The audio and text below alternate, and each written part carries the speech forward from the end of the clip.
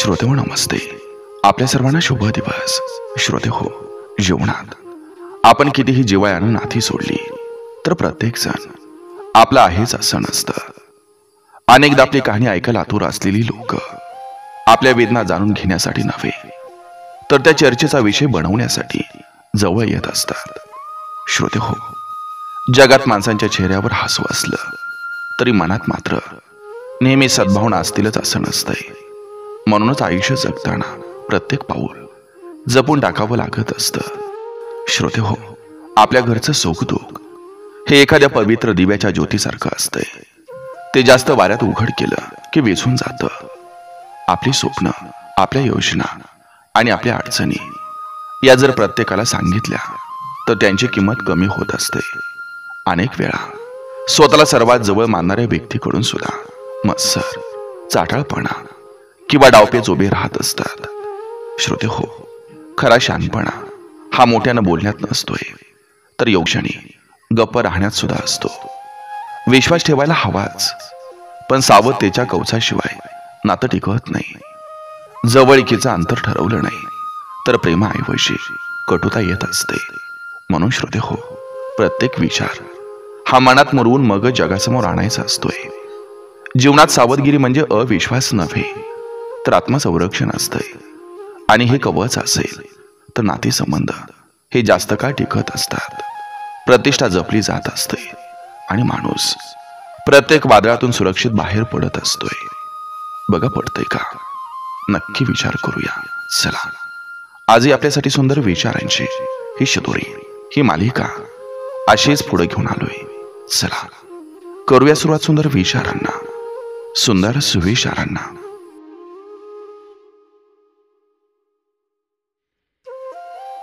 सावध राहणं म्हणजे नात्यांना दूर करणं नव्हे तर त्यांना योग्य अंतरावर ठेवणं होय. अंतर म्हणजे अविश्वास नव्हे, ते सुरक्षिततेचं कवच असतं. गावभर चर्चा होईल अशी गोष्ट स्वतःच्या घरातही करू नका, कारण आज घरातलं उद्या गावात पोहोचत असतं आणि तुमच्या प्रतिष्ठेला धक्का पोहोचत असतो. मन जिंकता येतं विश्वासानं, पण आयुष्य टिकवता येतं सावधानतेनं. विश्वास नातं बांधतो, पण सावधता त्याला टिकवत असते.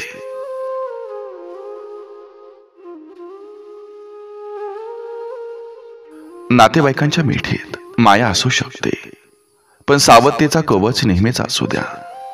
जरी नात्यात ऊब असली तरी स्वतःच्या मर्यादा विसरू नका.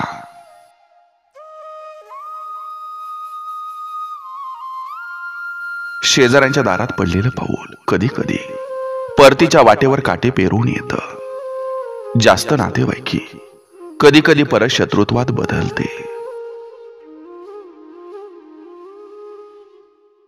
ज्यांना तुमच्या चुकांवर हर्ष होतो त्यांच्या समोर तुमच्या यशाचा जयघोष करू नका, कारण तुमच्या चुका पाहून आनंद घेणारा तुमच्या यशाला कधीही पचवणार नाही. प्रत्येक हसऱ्या चेहऱ्यामागं शुभेच्छा नसतात. काहींच्या मनात ईर्ष्या असते. नेहमी स्मित करणारा व्यक्तीही कधी कधी तुमच्या विरोधात असतो.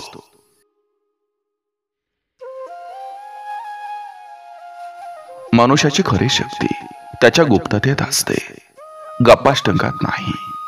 जास्त बोलणारा माणूस स्वतःची कमजोरी उघड करतो, गुप्त राहणारा मजबूत ठरतो. ज्यांना तुमच्या अडचणीवर हसताना पाहिले त्यांना तुमचं सुख हे कधीही दाखवू नका, कारण ते तुमच्या आनंदालाही डावलतील आणि तुमच्यावर छुपा वार करतील. आवाज कमी, विचार खोल हीच खरी सावधतेची खूण असते. कमी बोलणारा आणि विचारपूर्वक बोलणारा माणूस नेहमी सन्मानित असतो.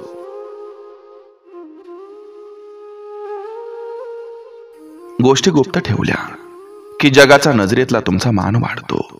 शांतता आणि गुप्तता तुमचं वजन वाढवते, कारण लोक तुमचा अनुमान काढू लागतात. जे विचार फक्त देवाशी बोलायचे असतात. ते कधीही नातेवाईकांशी बोलू नका. देवाला सांगितलेली गोष्ट ही शुद्ध राहते, पण नातेवाईकांशी बोललेलं अनेकदा विकृत होतं. मनातील रहस्य हे सोन्यासारखं असतं. जपलं तर तेजस्वी आणि उधळलं तर ते निरर्थक. रहस्य राखल्यानं तुमचं व्यक्तिमत्व मजबूत दिसतं आणि उधळल्यानं मान कमी होतो.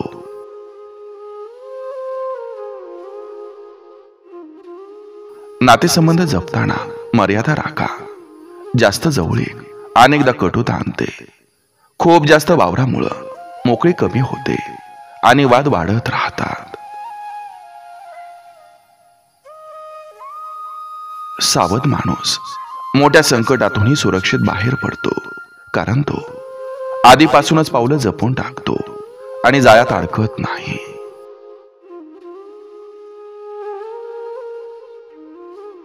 घरगुती वाद जर भावकीला सांगितला की तो चूल मातीतून गल्ली बोळात पोहोचतो. एक छोटीशी घरातील कुरबुर बाहेर गेली की तिचं विकृतीकरण होऊन परत घरातच भांडणं उभी राहतात. ज्यांना तुमचा आनंद सहन होत नाही त्यांच्या समोर तुमचे स्वप्न उघड करू नका. मत्सरी माणूस नेहमी तुमची वाट अडवण्याचा प्रयत्न करत असतो.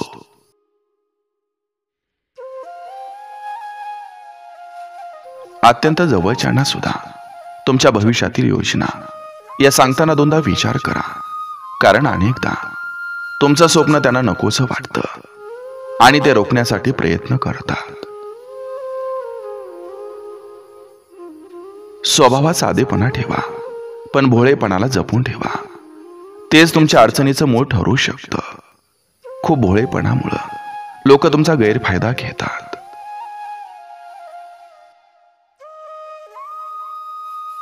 आपल्या कष्टानं कमावलेल्या पैशांची माहिती कधीच परक्या दारात पोहोचवू नका, कारण पैशाबद्दलचं बोलणं हे ईर्ष्या आणि मत्सराला खत पाणी घालणारं असतं. भावकीतल्या प्रत्येक हसऱ्या चेहऱ्यामागं खरी माया असेलच असं नाही.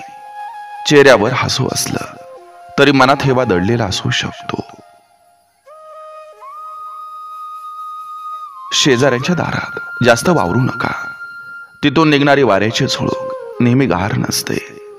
जास्त जवळीक कधी कधी मत्सर आणि वाईट बोल घडवत असते.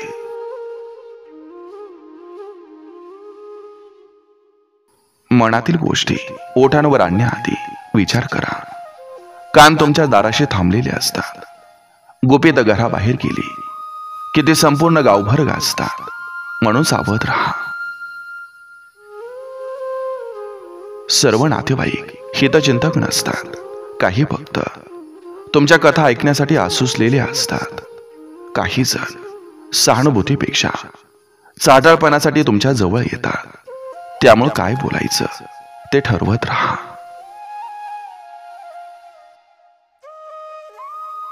घरातील आनंद सर्वांबरोबर शेअर करा, पण घरातील दुःख फक्त देवाजवळ मांडा. कारण लोक तुमच्या आनंदाला दाद देतील, पण दुःखाला अनेकदा हसतील. देवाजवळचे अश्रूच खरे हलके करत असतात.